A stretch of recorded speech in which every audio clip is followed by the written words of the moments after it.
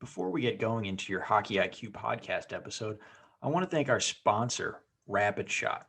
Rapid Shot is the smart shooting lane. It's like a batting cage for hockey players. Very cool. Tracks your shot in three ways: accuracy, shot speed, and reaction time. Easy to use. Actually, I used it when I played and was growing up. Very easy. Simply scan your phone in, select your settings, and start shooting. You can see your stats on the app and online. You can check them out at rapidshot.com. Great small business. I actually grew up with one of the owner's sons and have played with all the family members by now, just in local pickups here in Ohio. Very cool local business. Awesome product. I love it. I know quite a few NHLers have them in their homes. A lot of D1 programs have it at their rinks. So you have to check this out. Rapidshot.com. Check it out. Rapid Shot, thank you so much for sponsoring our podcast.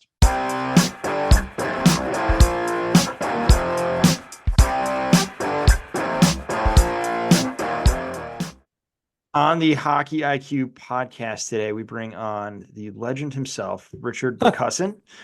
Richard, super happy to have you here. I know you were a teacher for many years, so you've got the how to teach down properly, which means you probably know how to coach pretty decently. And rumor has it, you can still play hockey pretty well.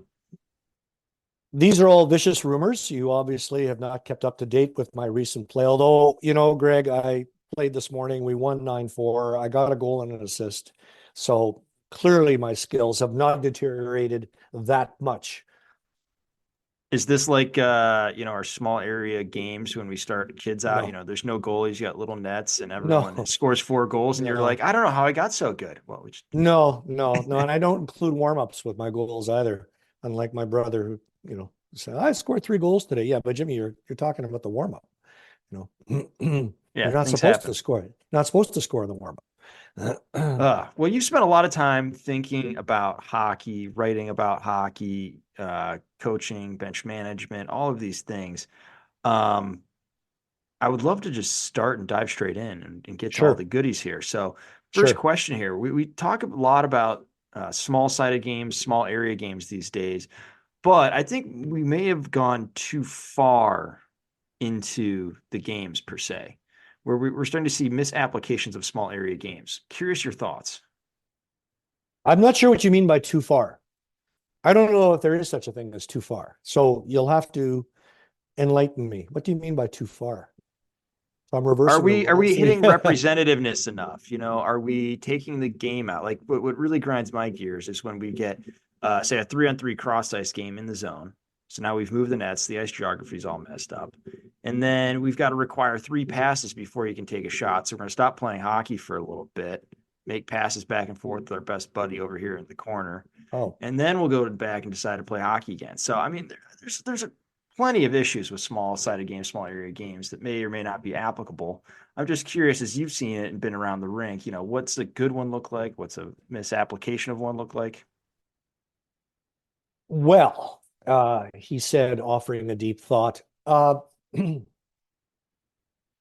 This is, I would say, the age group of coaches right now is the first generation of coaches in youth hockey. Let's leave out the pros and leave out the college and the juniors. Let's just talk about youth hockey, minor hockey. So kids from 5 to 15, 16, 17 years old. It's the first generation of coaches who have the opportunity or are exposed to the amount of proper information that is available in the world, whether it's on the web or through books or, podcasts like this and so on. When you think back, Greg, even people older than you, let's talk about a typical 40-year-old parent. I'm going to get to the answer to your question. You think about the typical 40-year-old parent today who has not played minor hockey or youth hockey since they were, let's say, 14, 15 years old, 25 years. So approximately 1998, 99. Their coaches, in turn, who might have been 45, 50 years old, had at the same time not played hockey themselves since they were, 15 years old. So that would be another 30 years on top of that. Now we're going back into the 60s. So only 2 generations ago, Our coaches grew up in the played in the grew up in the 60s, learned their hockey or coaching or whatever it is in the 60s. And when you think back to what's going on in society today, are we better technologically, medically, sociologically, emotionally? Are we more knowledgeable? The answer, of course, is yes. You know, I grew up without cell phones. I mean, the princess phone on the wall in the kitchen was the big thing. So our coaches are now able to grab ideas from here, there, and everywhere and apply them to what they're doing. But it's all new to them. And certainly where I am in Canada, we haven't done a good enough job educating the coaches, let alone the parents, but educating the coaches on what these newfangled, terms mean and how do you apply them. So absolutely, you can mess up small area games in practice or small-sided games in practice. Absolutely, you can run practices with horrible games that have no connection to what they're actually going to do in a game, in a competition. And you weigh that against the air quote tried and true flow drills, which you've written about on your website quite lovingly, I should say, that you've ripped flow drills, you've ripped the old-fashioned, board-to-board suicide skates type of thing. Your last pod with Scott Kleekamp from the Boston area, talking about removing the whistle, and you've written about removing the toys from the ice and shut up and let them play type of thing. This is all new stuff. Coaches don't know anything about this. I've taught at coaching clinics for 40 years. And when I say remove the whistle, as one example, like the chins drop. Well, how do you not practice without a whistle? How do you not stop them every 15 seconds to correct this and correct that? So we've been inundated with an approach that we now know through technology, through research, through very smart people with lots of degrees after their names, that certain approaches work a whole lot better, especially in the limited world of minor or youth hockey, where you have 1 or 2 practices a week, which is the norm. Are we done now? I mean, my question goes back to I love it. I love the philosophizing. I can go all day on this. Yes. Go back to the original question of like, what's a good Sure. small area game versus a bad small area game? Because I think you're actually spot on. Like, there's so much good research out there. I don't think it's hit mainstream yet. No. Around, we're And talking about representativeness. We're talking about getting the reps that are required. Um, you know, ways to get them to work. Like for me, the reason I love having no whiteboard, no whistles is now the players have to figure it out. Like they're going to have to figure out someone talking to them and then figure it out, or showing a video and figuring it out. They have to work together. Like when I use a whistle, they have to look at me and they're paying attention to the coach rather than, oh, is everything set up properly? Are my teammates okay? It's the same thing as like you go to a face off and it blows my mind. Like everyone just goes to a face off, doesn't look at each other, doesn't talk, and then just goes. And then we wonder why it's terrible and no one's on the same page. You go to the NHL, like every single face-off, they're either talking about it on the bench as they're like leaving the bench, or they go just outside the face-off circle. Clearly, they're talking about the face-off play they want to run, and then they go and do it. They're checking, are my wingers set, are my defensemen in the proper position? And you barely see that at all in youth hockey, and it just blows my mind. So I love just getting rid of those two things to encourage that. At first, it's a complete crap show.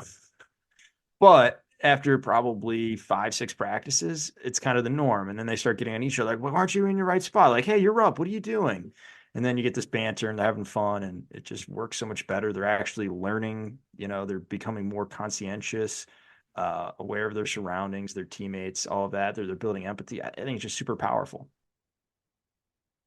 let's take it back a little bit to the origin of the small area games, because I mean, I've been using them for years and years and years, but given that my background was as a physical education teacher in high school, that I use them in class. So the transition for me to do, I would have a 2-week soccer unit.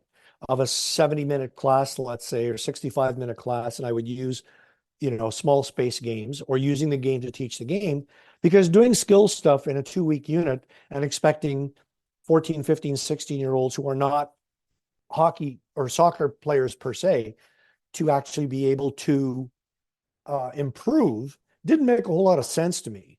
They wanted to play. So I put them in situations where they had to play, whether it was in the gym or outside. The origin of small area games comes from Britain.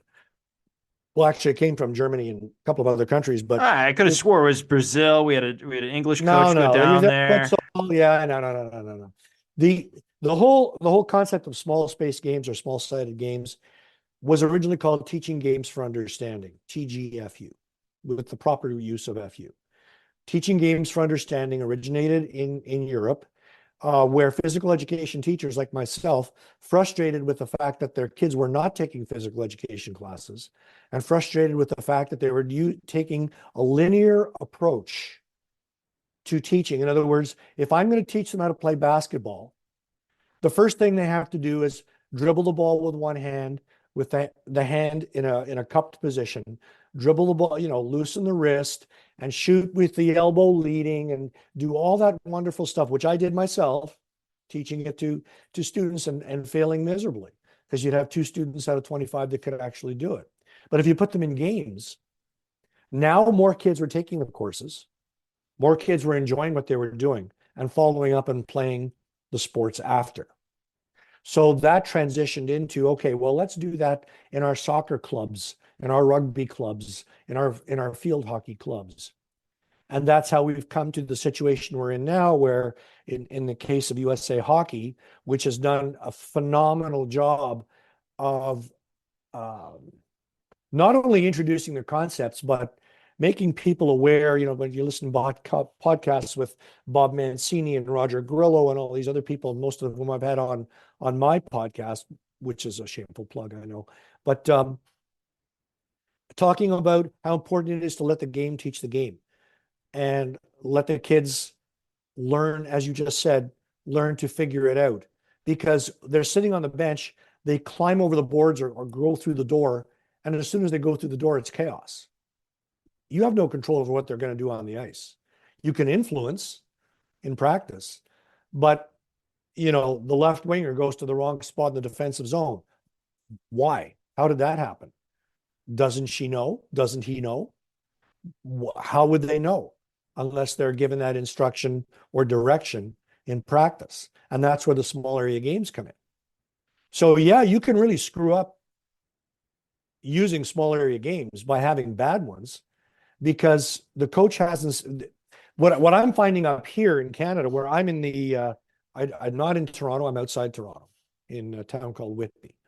When I look at practices that I've seen here and also in the Ottawa area where I lived for a number of years, coaches throw in a small area game or a small sided game. We have 10 minutes left in practice. Wow, time to do a small sided game. I better do one because everybody's doing it. It seems to be the thing to do. But there's no rhyme or reason behind why they're doing it. There's no what we call intentionality.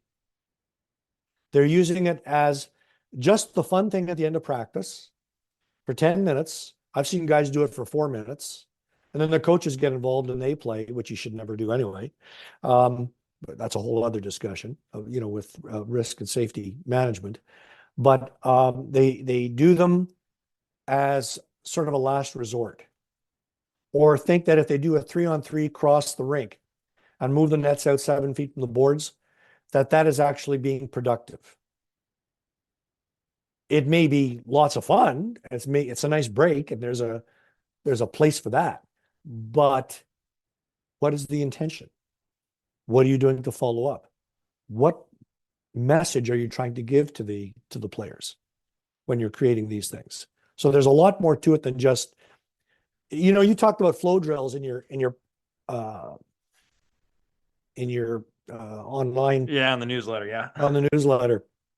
And I remember reading that the first time. I went, finally, somebody is trashing flow drills. You go up the board, you get a pass, you give a pass, You go around a circle, you get the pass back, then you float in 1-0 or 2-0 on the poor goalie with an uncontested shot. Okay, so now we've covered off passing and we've covered off give and go. Have you? Isn't the whole idea to replicate or mimic as closely as possible in practice what happens in a game? And we don't do it. So flow drills are still used most of the time, I would say. Yeah, and it's tough, right? Because a lot of times they don't even add pressure to the flow drill, so it's even worse. Right. And I mean, you pointed to it, like basically the idea behind small-sided games and small area games is to accelerate learning, right? But without the intentionality behind it, are we really accelerating it, or is it just happening? You know, like as the coaches, we want to be able to accelerate it so it happens faster and quicker, but without having the guidance, the teaching, the constraints on the game itself, whether it be rules or otherwise, are we really exposing them to new ideas, new thoughts? What do we need to play? What's valuable? What's not? I mean, sometimes it's going to come out, but a lot of times it's because you've intermixed viewpoints or ages a lot of time. So there's a lot of problems with just setting up 3-on-3 cross ice and saying go. Like, how can we better add, things to this to really expand what's possible and expand the mind of what's possible? I'm not sure that the purpose of doing small area games or small-sided games is to accelerate learning. I think the idea is to provide the kids with tools that are closer to the actual game environment, the actual competition. Knowing full well, applying research, we've had seatbelts on our cars for what, 40 years, 50 years? Why? Because they've been proven to work.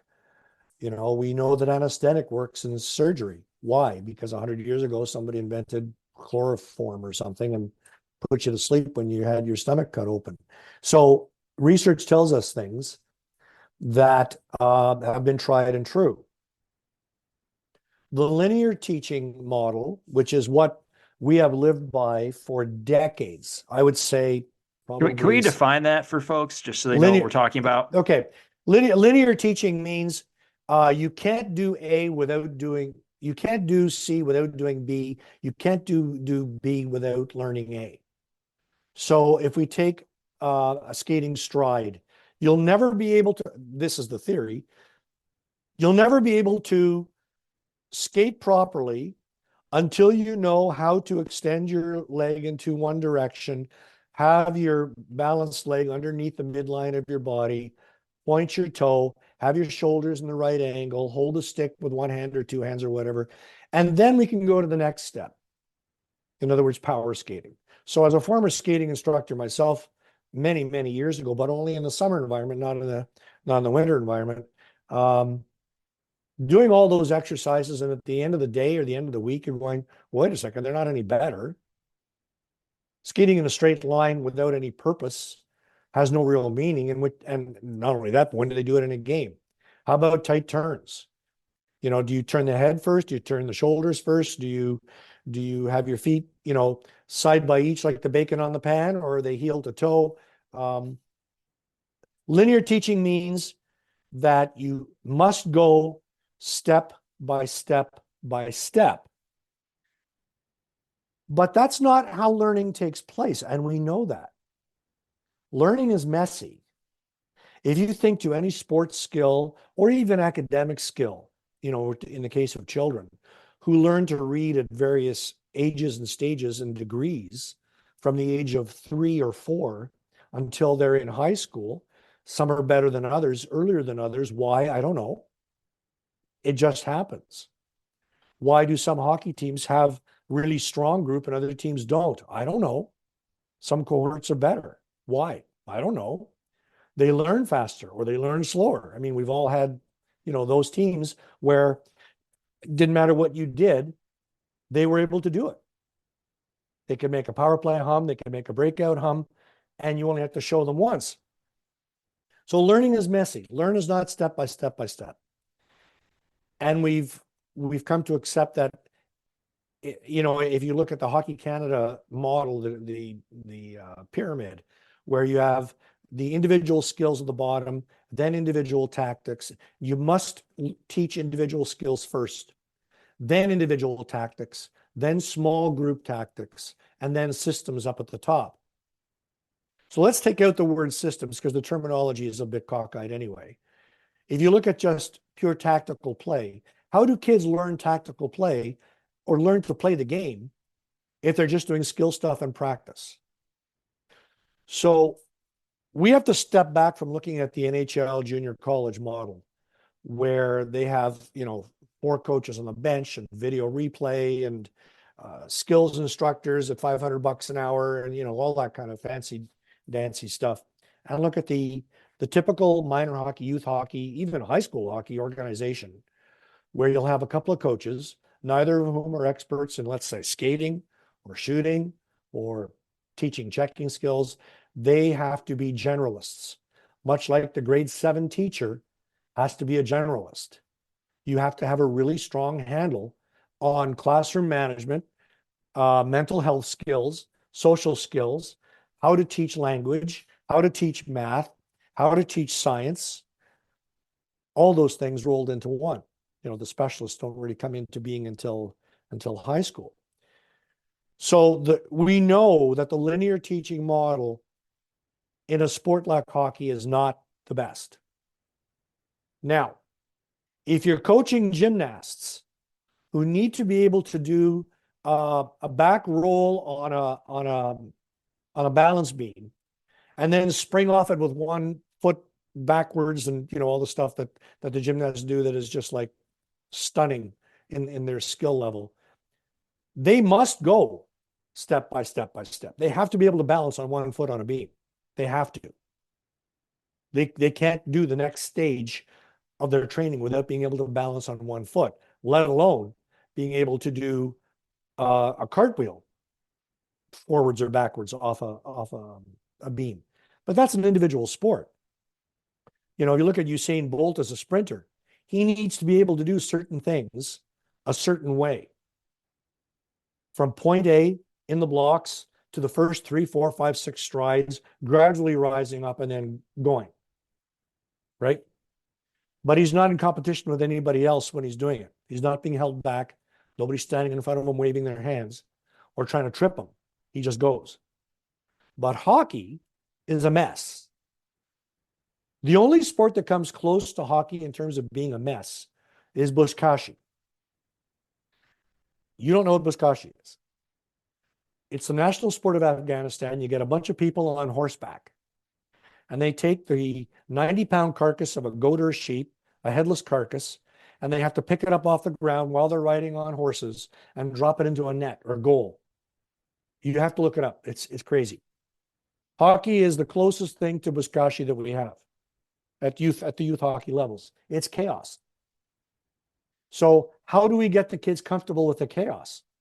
We have to put them in similarly uncomfortable, almost chaotic situations. And that's where the small area games or small-sided games come in.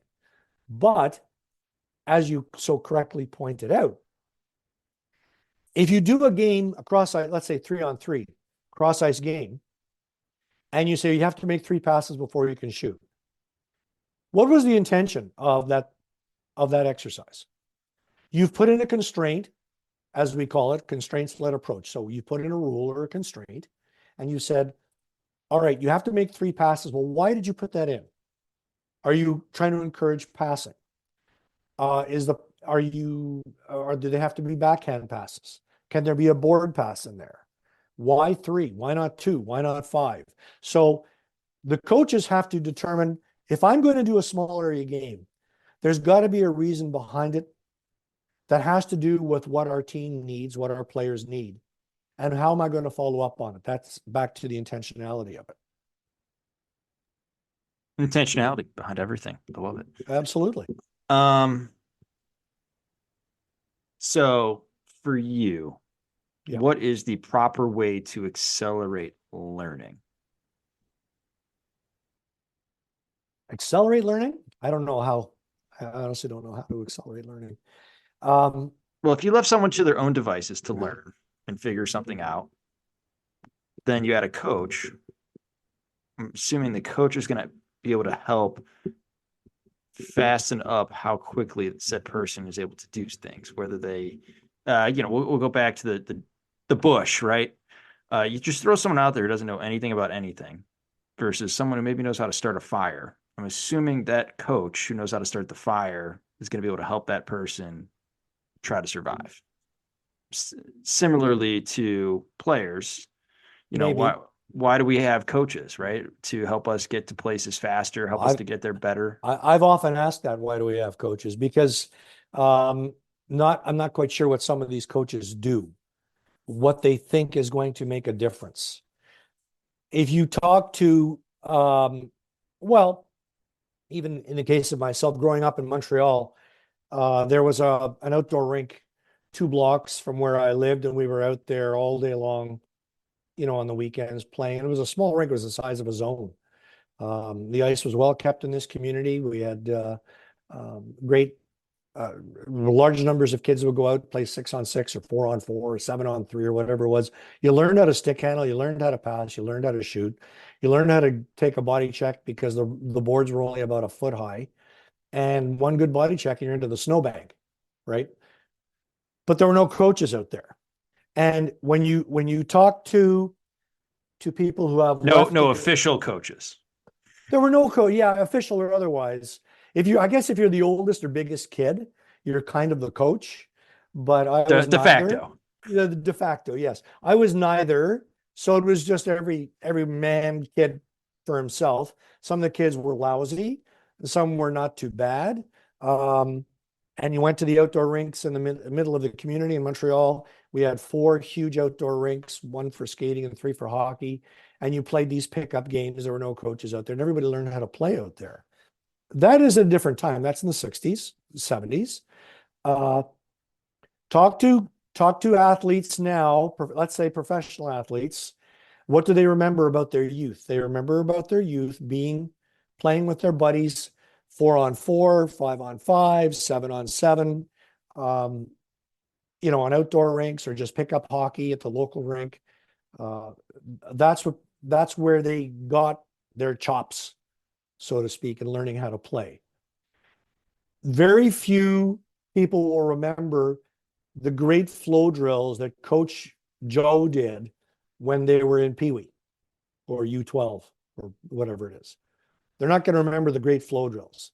They're going to remember the team. They're going to remember the room. They're going to remember that, Frankie in the corner was always picking his nose, that kind of stuff. They're going to remember all that. Nobody's going to remember the flow drills, but they will remember the cross ice games. I remember that game we used to play. I never did get a handle on that. Well, why? I don't think coaches are there to accelerate learning. I think coaches are there to aid in learning, the guide on the side versus the sage on the stage. And this is what today's coach has a hard time accepting, because it's really difficult to get that message across. Okay, I got a question for you. Okay. Do farmers accelerate how fast they can grow crops?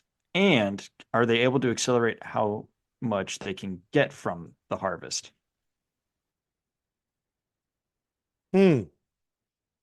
Not having been a farmer, and I can't grow squat, I'm going to say probably yes. But growing tomato plants in your backyard is not the same as dealing with a bunch of children who are tomatoes will mostly grow the same way, I'm guessing. You're going to get emails from somebody about this stuff for sure. But there are probably do's and don'ts about growing tomatoes or growing wheat or corn. But the list of do's and don'ts for coaching a hockey team is endless. You have a team of 15 skaters, and they have 25 levels of ability and ways to learn. And some kids learn by looking at a board. Some kids don't learn by looking at a board.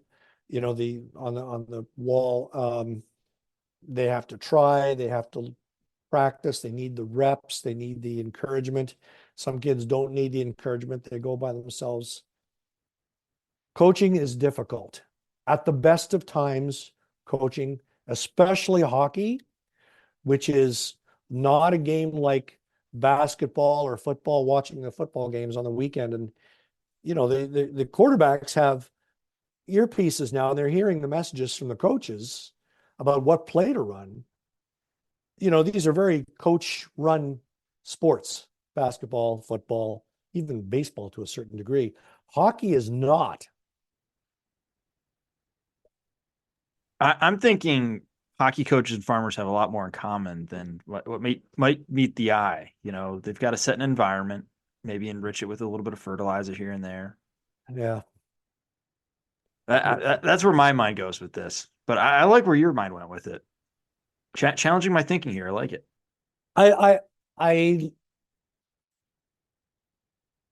I can see the point about, growing plants or growing a field of corn and growing or making athletes, hockey players exposed to offensive or defensive player, how to play without the puck. The difference is that among the many differences, one of them is that when you're coaching a hockey team, you have 6, 7, 8 months, and it's a process. If you have that team, as most coaches in youth hockey or minor hockey do, they're around for 3 or 4 years with their kids' teams. When the kids hit 11 or 12 or 14, the kids say, "Dad, I've had enough. I'd like to have, a different coach." So you've had 3 or 4 years of doing what? How much better are they getting? Even as a classroom teacher, there were a number of people I taught with who swore that even the best students in their class would only improve 10 to 15% over the course of a semester, an 18-week semester, which is what we have in Ontario. That a student who's having difficulty in math and is getting 55 is not going to get to 80. They maybe get from 55 to 65, or from a D to a C, or a C minus to a B minus. But you're not going to suddenly make them math geniuses if they just haven't. I mean, you've only got 18 weeks every day, but it's 18 weeks. Why is that? There are probably a number of different reasons, but maybe that kid is just not ready at that time. Maybe that kid needs 2 more years of high school to be able to get a handle on math. I've seen that myself as a teacher and as a parent, that, learning is messy. There's no linear approach that really works best, which is why the small area games, small-sided games, have a real place in teaching the kids how to play.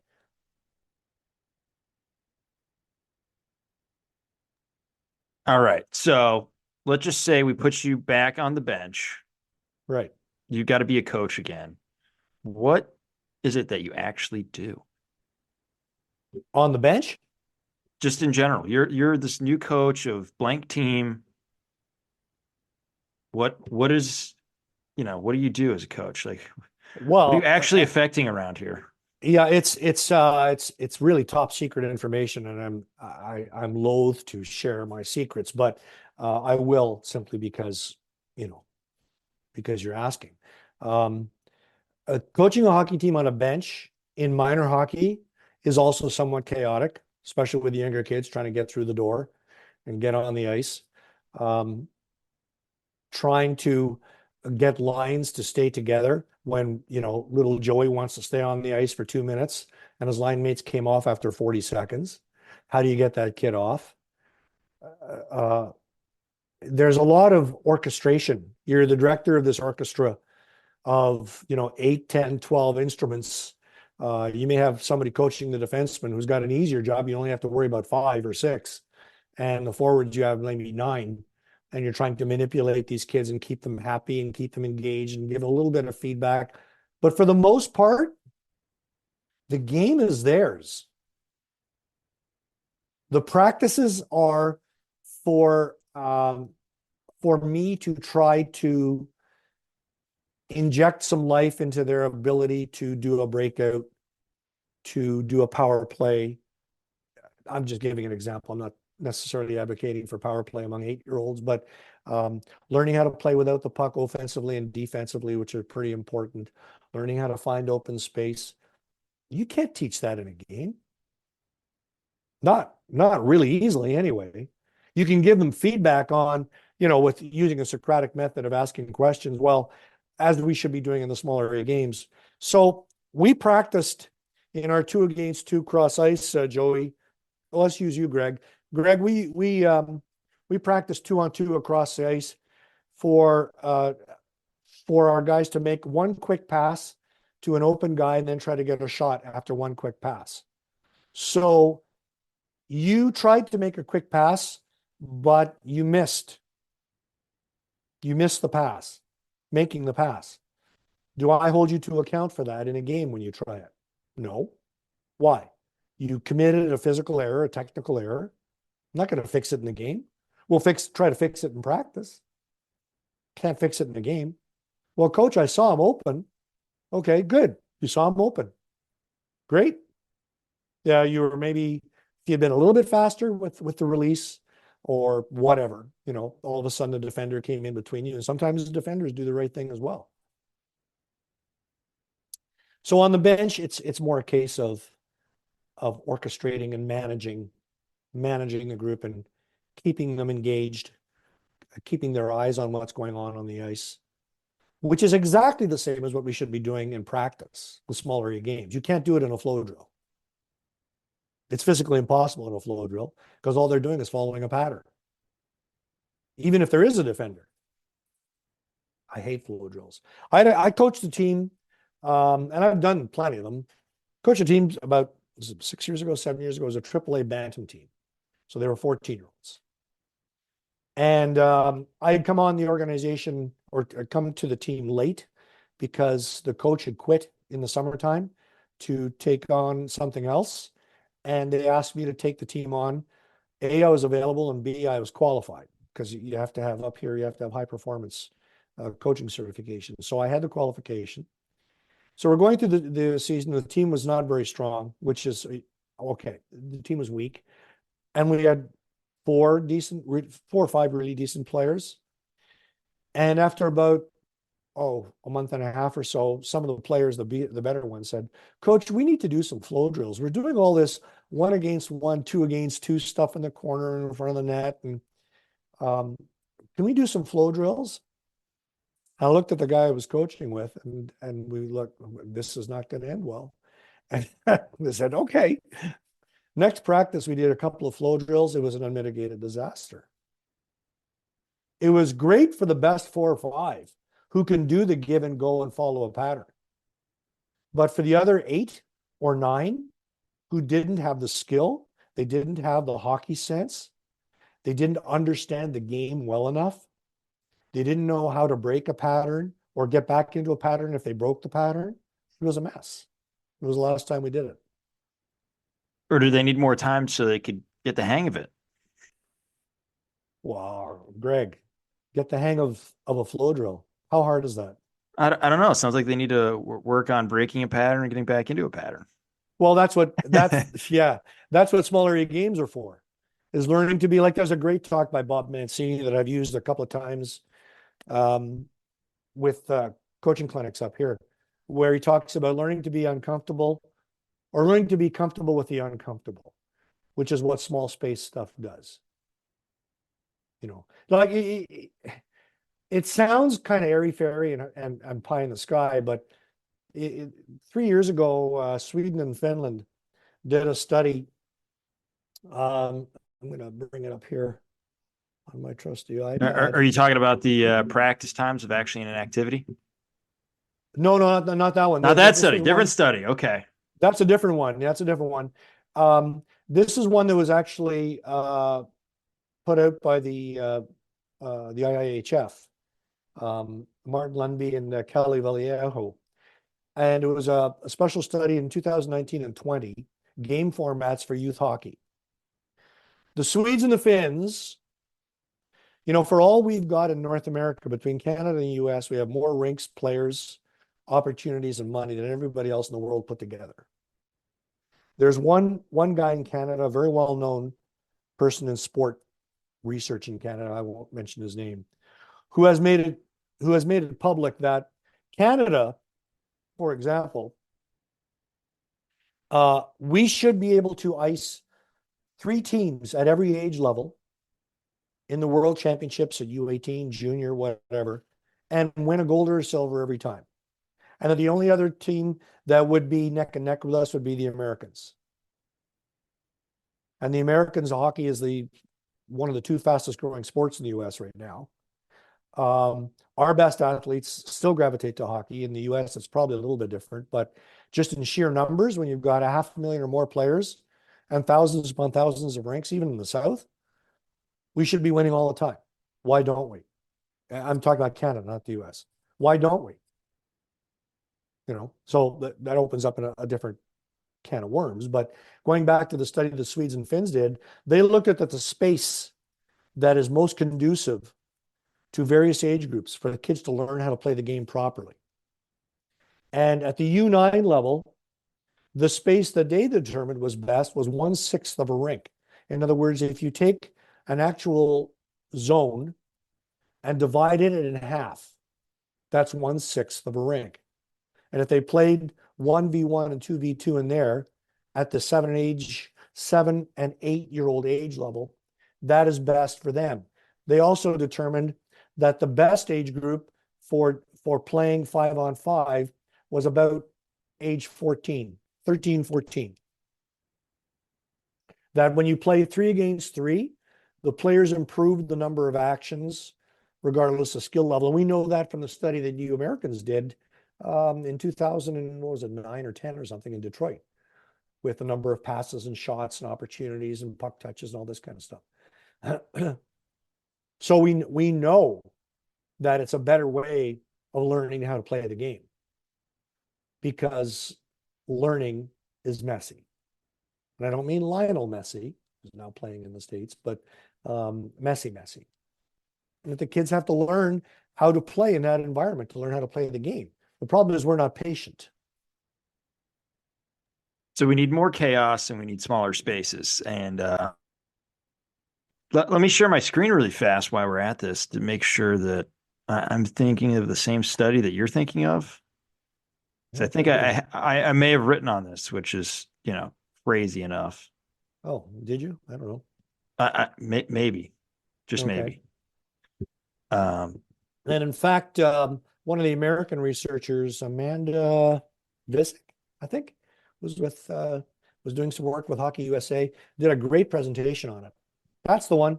You got it. That's the one. All right, I got it. All right, so I'm on the same page. I've seen it before. Yeah. Yeah. And it's all about, scrunching this down into proper spaces. Like they played 3-on-3 all the way up to like U14 even sometimes. That's right. Like U12 for sure. House type level that you would see in Canada and US would be still 3-on-3 for 13 and 14. Right. For the top levels, they'll go full ice at 13 and 14. Right. But, in North America, we're very impatient with our sports. We expect results right away. The European approach seems to be somewhat different there. Maybe it's the soccer approach, because soccer is a more patient game. You score a goal in one game and you're happy, I don't know. I am kind of theorizing there, but their approach is more patient. They feel that, they can do more in a smaller country where they have a better control over the environment. And I've been told by a number of people that how difficult it would be in Canada to adopt any of this. And we're having real difficulty adopting it with the little kids because people are impatient and it's not the game. And yet, not for a minute would they expect their 7-year-olds in grade 2 or their 12-year-olds in grade 6 to sit through a lecture by a famous physicist on math, or, a famous writer to talk about, how to construct a novel. That's ridiculous. Why would I do that with my 11-year-old? But it's okay to play full ice with your 6-year-old. Well, that's the game, but it's not the game.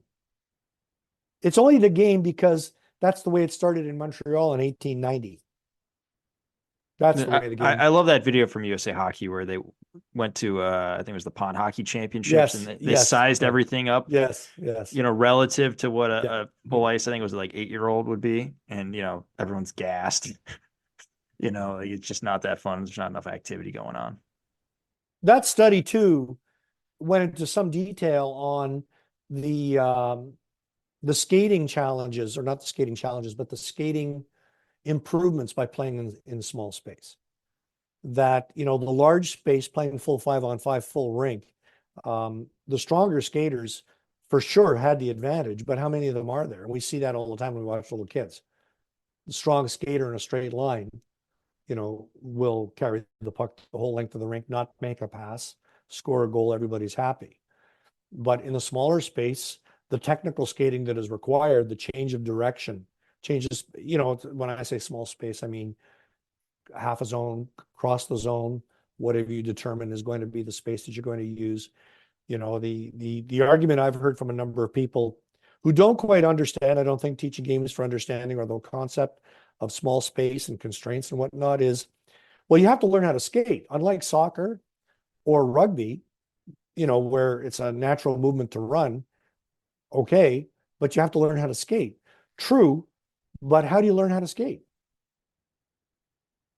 By having a skating teacher come out there and here's how you skate in a straight line and here's how you hold your stick. And there's a place for that, but is the place for that in a hockey practice, or is that for summertime, for a hockey school, or for the elite athletes to take the extra hour a week or 2 hours a week to do that?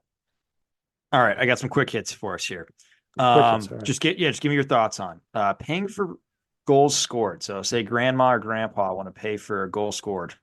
No, no. And, Are you going to pay for your kid in math to get an 80 when they've been getting the 60? The whole concept of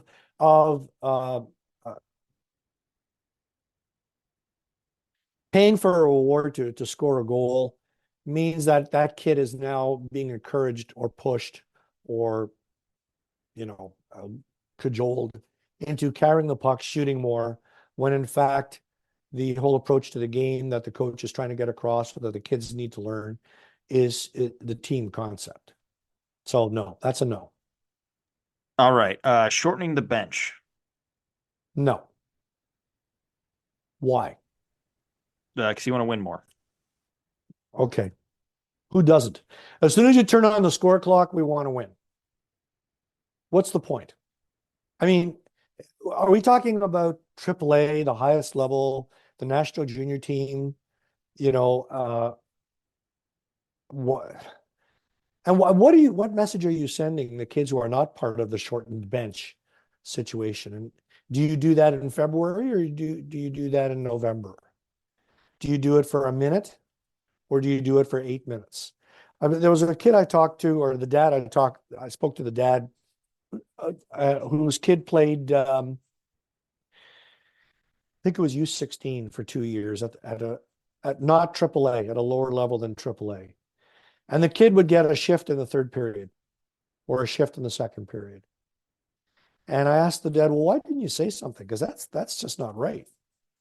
He says, well, I just wanted to let the coach do the coaching. Well, all right, to a point. But what did the kid get out of it? I'm not worth as much as the other kids? Question mark. Yes, that's correct. Yep. All right, next one here. How do you deal with weird numbers as a coach? So you've got 11 players, for example. 11 skaters? 11 skaters, one goalie. Well, there's all kinds of ways to do it. You can, depending on the age, if you go with 4 defensemen and 7 forwards, and you have the 7 forwards, you can have 1 forward go through the lines, maybe just on the wings, or only maybe it's center, or go to 3 centers. There's all kinds of ways to do it, but try to balance it out so that whatever you're doing with that one player, you're allowing. I've seen coaches actually very cleverly come up with spreadsheets that show when to go on and when not to go on. And this kid is going to take that kid's place, and I go, that's fantastic. If that works for you, that's awesome.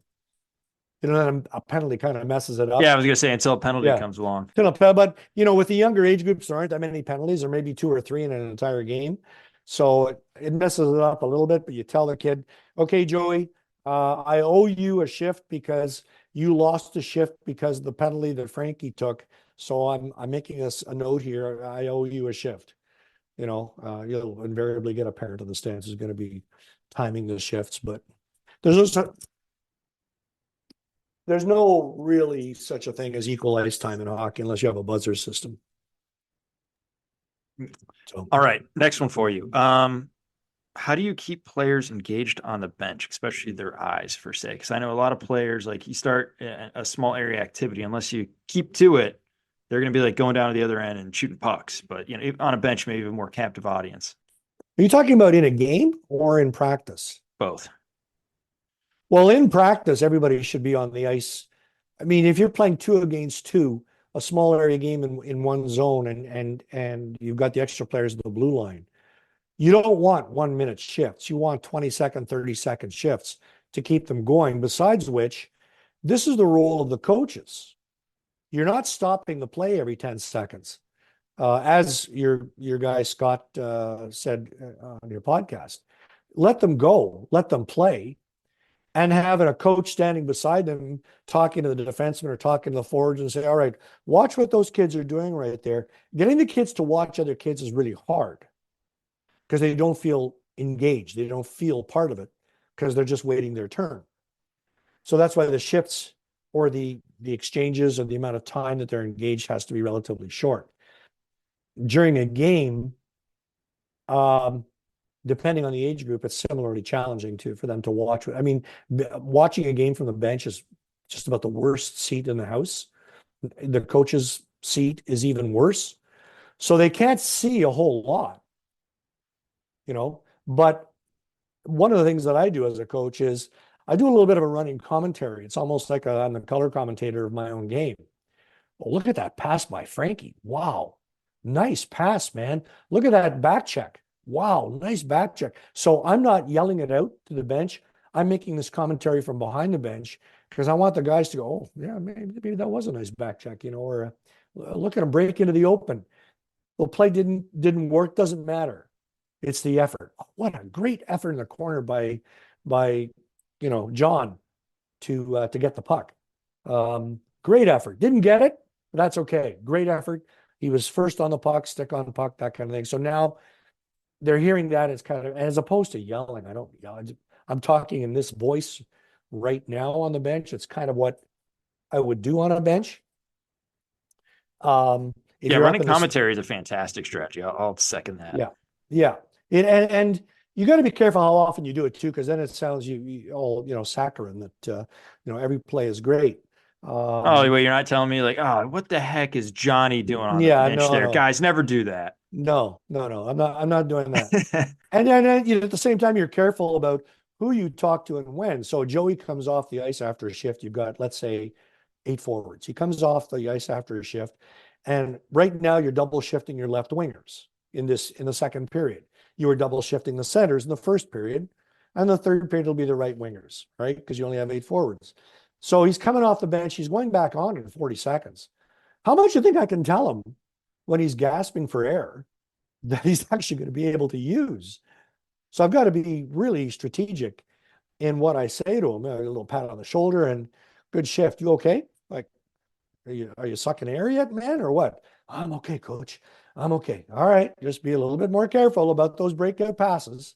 Okay. You're looking for the long one. It's not always there. Just keep your eyes open. And that's enough. But the guys who are playing 3 left wingers or 3 centers, I have a little bit more time. And if I've already talked to Joey on the bench, note to self, give it 4 or 5 minutes before I talk to Joey again, because he's going to feel like he's being put upon.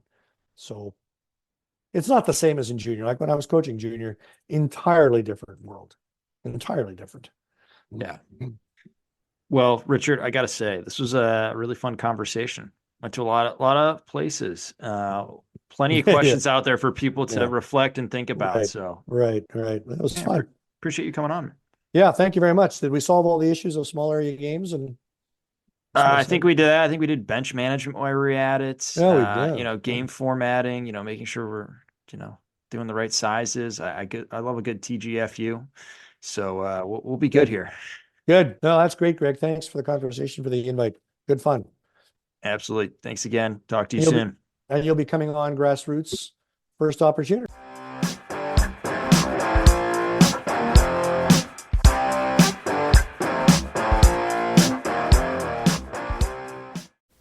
That concludes this week's episode. Thanks for joining us here at Hockey IQ. If you haven't already, take a quick moment to hit that subscribe button, give us a thumbs up, and drop a review. If you want to be a great teammate, even recommend us to a friend. You can follow us at Hockey's Arsenal on Twitter and Instagram. Check out the website, hockeysarsenal.com, where you can subscribe to the weekly newsletter. You won't regret it. Catch your buttes here next week for a brand new episode.